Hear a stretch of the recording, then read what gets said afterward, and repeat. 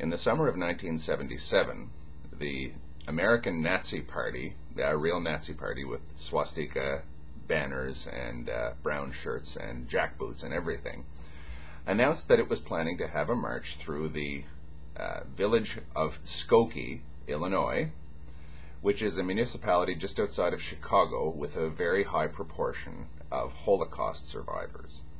As you can imagine, this generated some controversy. It was challenged in court. It wended its way through various levels of the U.S. judiciary, until finally the U.S. Supreme Court instructed, I believe, the Illinois Supreme Court to allow the march to take place. While the American Nazi Party did not have its march through Skokie, it had it elsewhere. The parallels between this affair, the Skokie affair as it's called, and Burn a Koran Day are pretty eerie if you actually look into it. The Nazi Party of America didn't really have much of a support base. They were obviously just pranksters who wanted to make as many people hate them as possible and get as much television coverage as possible. In that, I suppose they succeeded. But it did expose their organization to be absolutely the most fringe of any fringe organization. And even though the court decision at the time, people didn't quite see it as a victory or necessarily a defeat, by and large, since that court case, the white supremacist movement in the United States and generally in the Western world has withered to the point where it really isn't any serious threat to anyone. It's just a stupid nuisance on the internet, mostly. And I rather suspect that Pastor Terry Jones and the Dove World Outreach Center are going to go about the same way. They canceled their Burn a Koran Day at the last moment, just as the American Nazis canceled their march through Skokie at the last minute, but they did get loads and loads of press coverage. Now, you can imagine how controversial a march of Nazis through a neighborhood populated by Holocaust survivors would be. That little detail I put in there to indicate that we as non-Muslims understand how offensive this is to Muslims, but we've dealt with this issue on issues that are extremely offensive to us as well in the past.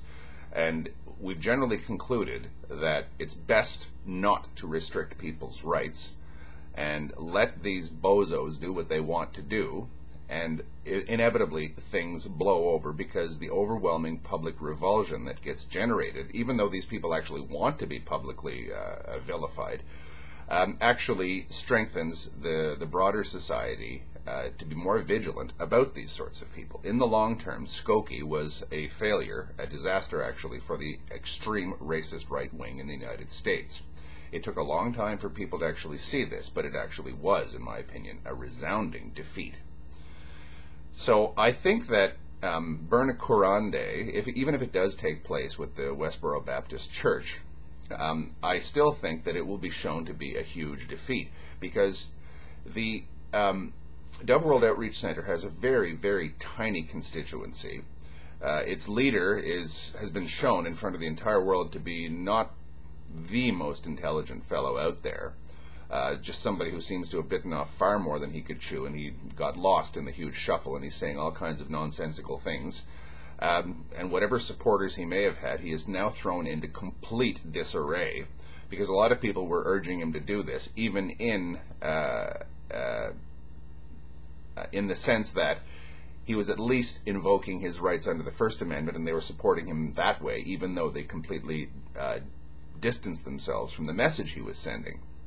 These people, whatever diehard free speech type people he might have had, are now in complete disarray.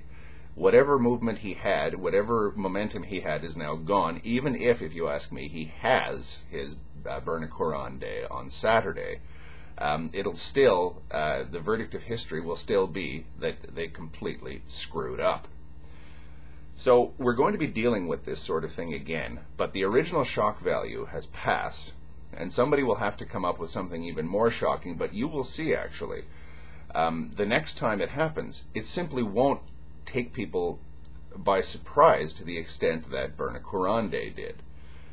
People will get used to these things, just as we've gotten used to yahoos on the internet with neo-Nazi web pages. As long as they don't actually harm anybody, they're not that much of a menace. They're just a bunch of disturbing creeps on the internet who tend to have no constituency and just like to get people to hate them.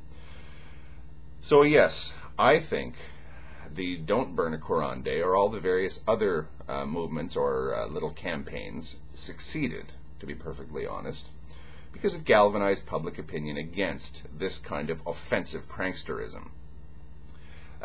Just as an aside, the United Kingdom is currently dealing with a fellow by the name of Anjem Choudary, who is kind of the British equivalent of Pastor Terry Jones.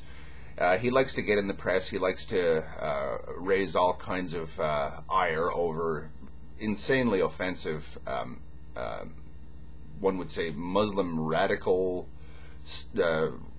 Islamist statements, although I would just put him down as just a plain lunatic or just an attention monger. But he's just considered now one of these unfortunate byproducts of the democratic process of having a free society. You can't stop people from behaving like that. So the West has to suffer at the hands of these sorts of people as well. I think that the Islamic world will get used to it, and I think that the Islamic world has been shown that these people, people who are rabidly Islamophobic, don't have a following even in the West. Even though it's highly unlikely that the West will ever become Muslim, let's at least make sure that it doesn't become a dangerous or a nasty place for Muslim Americans or Muslim Canadians or Muslims in general. Common decency, if you ask me, is what won on Burn a Quran Day, even though it's a day before the actual slated date. Thank you.